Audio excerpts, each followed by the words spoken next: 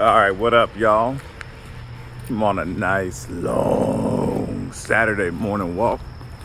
Got a little fresh cut, as you see. Got a little too much taken off, honestly, but I had to protect them edges. Had to get them edges trimmed up. All right, your boy out here looking all right. All right.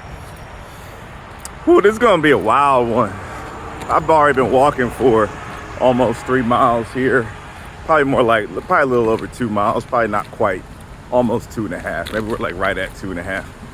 But so there's this theory that's been living in my head, right, for years, as I've gotten to understand I'm ADHD, I'm dyslexic, anxiety and depression, this theory of neurodiversity that Judy Singer originally coined and first wrote about at length, and then the further synthesis of neurodiversity from Dr. Nick Walker and from some other folks as well.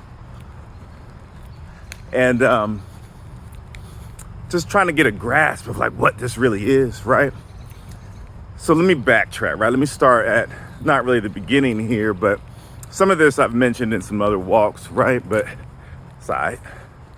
So the first person ever to be diagnosed with autism died recently. They were 89 years old. I think they died within the past week, within the past 2 weeks. They're only 89. That means that for less than 89 years, we have known that there's this thing that we call autism, right? But neurodivergent people, autistic people, ADHD people, dyslexic people, schizophrenic people have always existed. Everyone has always existed, if you understand what I mean, right? We don't really know a lot about this. I say this a lot. It's not like cancer or COVID where you can take a biological test, right? You can get spit samples, mucus samples from your nasal cavities. You can get blood samples, and people can look at this and say, yeah, you have cancer. Yeah, you have COVID. We can't do that with neurodivergence.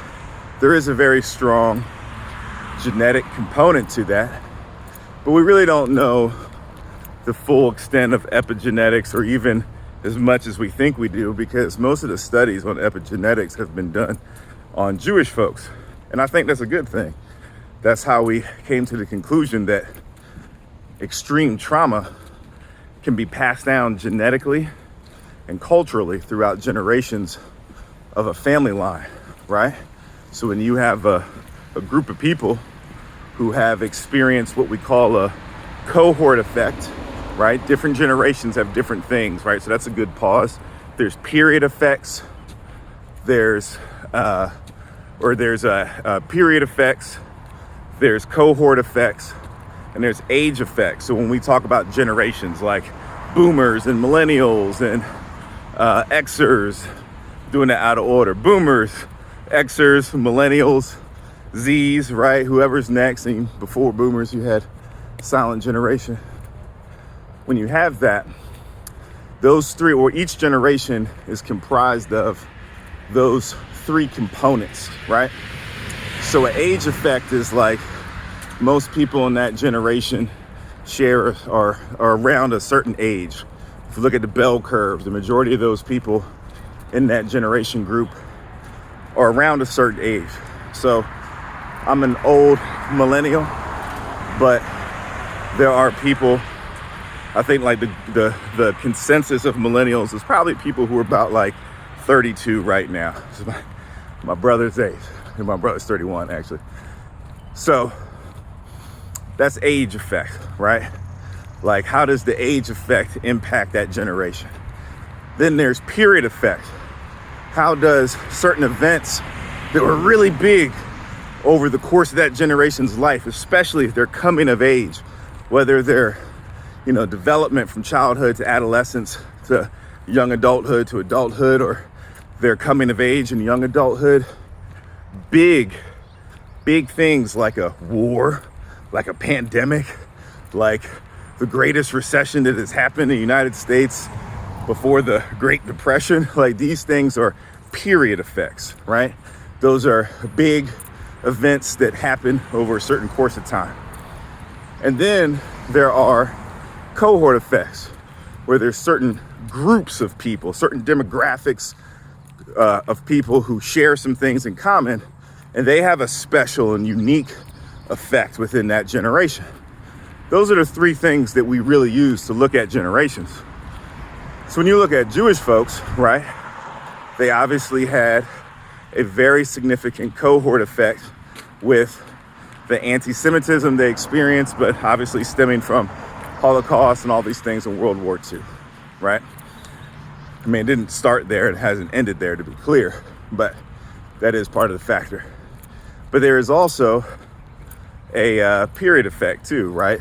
Where World War II was happening, all these things, right? So there's a lot of trauma built into that. And that trauma gets passed down.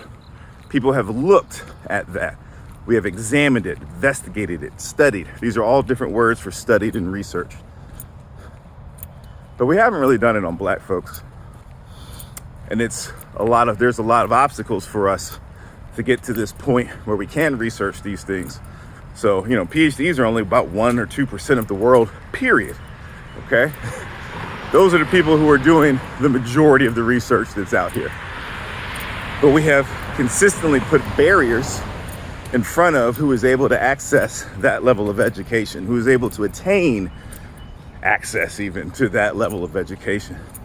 It gets starting to wear down a little bit, which is why you have some people freaking out about diversity and affirmative action. And then some people don't realize that's why they're freaking out. They're just believing the lie. So anyway, we know a little bit about epigenetics and that stuff, right? These trauma situations get passed down. This is something that lives in the unconscious mind. And there's a bunch of different theories about your unconscious mind, your conscious mind, your subconscious. I mean, Freud's the id, the ego, and the superego is really just about the divisions between consciousness, your subconscious, and your unconscious, and your unconscious, right? Because there's some people have like multi-tiered models. Some people have binary models, right? Where it's just unconscious and conscious, whatever, right? We know that this is a thing. We know that it's real. We know that we're not sitting around thinking about, oh, got to make sure my heart's beating. Like, it just happens, right? But our brain is controlling that, right? These involuntary actions that we have. Oh, got to remember to breathe, right? Now, sometimes with certain conditions like Alzheimer's, people can forget to eat. That's part of it, right? That's a natural function of life. Air, blood, like pumping blood through our veins. We need water to live, consuming water, eating food. We need those things. People forget to eat and they die. There's a lot going on. So one of my beliefs with neurodivergence, but specifically looking at certain areas of neurodivergence, ones that are very pronounced and have very high rates of comorbidity, like autism and ADHD, dyslexia, and I'm also throwing schizophrenia in there. I'm not saying that list is complete, all right? Those are the ones that's in my head right now, but I know there's more. So one thing I'm thinking about is, for us neurodivergent folks, we're just more tapped in. We're more tapped into our subconscious. That is both strength and weakness, okay? These bugs are back, man. They're about to wow me out. See, look at that. Ooh, man, they be trying to get me. All right, well, look, I'm on the B side now. I used to do a B. Come on. I'm in the, woo. Float like a butterfly, sting like a bee. Come on, man. Been to fight for my life with this mayfly over here, man. They just love me for some reason. I don't know what it is. I mean, I'm a lovable brother. All right. Subconscious, unconscious mind. So like neurodivergence, we're just more tapped into this, right? If you think about data in a different way, right? The way that some researchers think about it, data is not just numbers, right? Data is just about everything. Data doesn't have to be numerical. Data can also be categorical, right?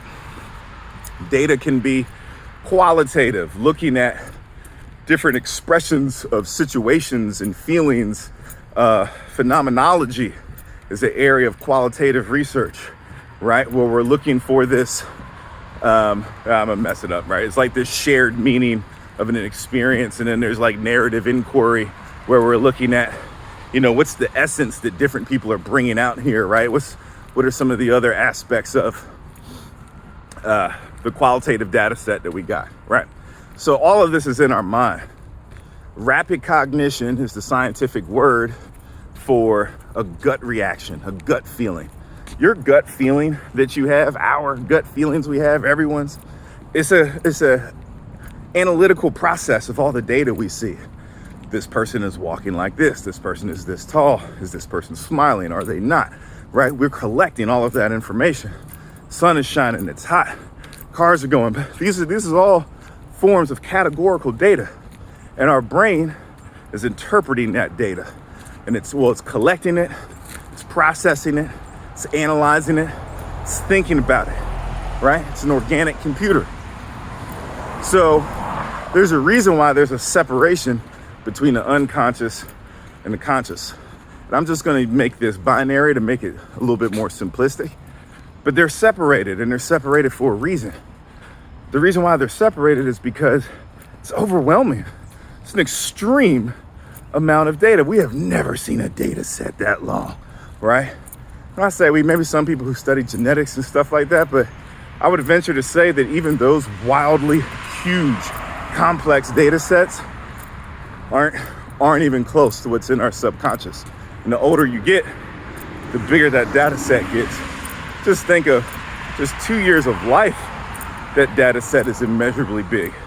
That's why babies are so overwhelmed when they come into this world, because they have a lot of protection from a lot of sensory when they're in the womb. That's why sometimes we call it the 4th trimester.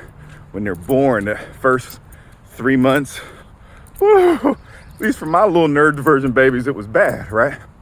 They're dealing with this world. They've been brought out into this world, and they're overwhelmed by the sensory. If you are tapped into your subconscious and you can get a little bit, just a fraction of a percent of what's going on there, and let's say like you have very strong pattern recognition, it's one of my strengths. That processing of that subconscious helps you see patterns better, helps you interpret those patterns better, I should say, right? So that can be a strength, but it's overwhelming. So maybe there's something about neurotransmitters and our ability to access our subconscious, right? Dopamine deficiency is one of the main things behind ADHD, right? Dopamine is like part of the pleasure center, right? Sex, shopping, smelling really good food, eating stuff, right? Like these are all aspects of dopamine, that pleasure piece, right? So if you have a really low ability, or your brain just doesn't produce enough dopamine, then maybe that allows you to be a little bit more tapped into that subconscious, because it's not going to be a literal wall. It's going to be some kind of chemical thing that is going on in our brains that keeps our brains from going there. So if you're more dialed into that subconscious, the world is overwhelming. You want to control your sensory a lot better because it feels deep. It feels powerful. It feels frightening. It is overwhelming. That's it. Ain't a lot more to it. But that would also explain why, that would also fit within the theory of neurodiversity, that there are these strengths and weaknesses. Being able to tap into the subconscious is a weakness. I mean, that's essentially disabling, right? Because there's just certain things you can't do because your brain is overwhelmed by being able to scratch the surface on the subconscious. Also, it's a strength because your brain can see things in a different way because it's in more communication with the subconscious. That's probably a better way to frame it. There's an increase of communication, efficiency, and effectiveness. It's not even effectiveness. It's really just efficiency. It's not effective. That's the issue. We really can't handle the subconscious. It's because it's too wild. So we can't do it because efficiently and effectively are two different things, y'all, right? Okay. So then the other piece is psychedelic assisted therapy. Black and brown indigenous cultures have been using psychedelic assisted therapy for hundreds of years, if not thousands, okay, including Asian cultures as well. And it's been in Europe too, but I think capitalism, right? A lot of evangelical Christianity, it really beats out the fact that we can use these substances to help free our minds, to help process our emotions in life. And so, like, the whole aspect of like shrooms, at least in the US, was really found from an indigenous Mexican woman or South American woman who brought shrooms first time, or psychedelics for the first time, to the US. This was decades ago, right? But we know that a lot of indigenous Asian, indigenous African communities were using psychedelics as well. This is part of it, right? Indigenous Native Americans as well. And so when you think about psychedelic assisted therapy and how it's really helping a lot of veterans with PTSD and people in other areas, well, a lot of trauma response is very similar to neurodivergence, right? We know that. So there's that connection earlier with the whole like epigenetics and trauma getting passed down too. That's why I think cohorts, demographics, cultures of certain people, Black, Jewish, indigenous Native Americans, some other folks, I think we have higher rates of neurodivergence because we've experienced more trauma. We know that an early trauma response can mimic ADHD and some other things, and that trauma can trigger what's laying below the surface. So another theory I have is psychedelic assisted therapy, I think, is probably an amazing form of therapy for neurodivergent folks. Now, I have nothing to prove that besides my own experiences, and they have been incredibly freeing, the most freeing experiences I've ever had. But I've also been trained in meditation, the art of Qigong, the art of Tai Chi, Kung Fu. Like, I understand the circulatory nature of breathing and harnessing that energy, which is honestly just sexual energy in our bodies. So I get that, and I was using those practices while I was experimenting with psychedelic assisted therapy. Not like psychedelics for the point of getting high, which nothing wrong with getting high, but psychedelic assisted therapy for the point of freeing your mind and processing your emotions and helping to cut depression and anxiety down. Y'all, I talked for 17 minutes about this. I should probably do filibusters. I could keep talking for a while. I'm gonna cut this, but that's a wild thought for this morning on this walk. Some point in a fictional or non-fictional life, I will spend more time analyzing that, but I got to think of ways to approach that study. And I think I got a few in mind, but probably helps if I finish my dissertation first. All right, y'all, it's beautiful out here. Keep walking.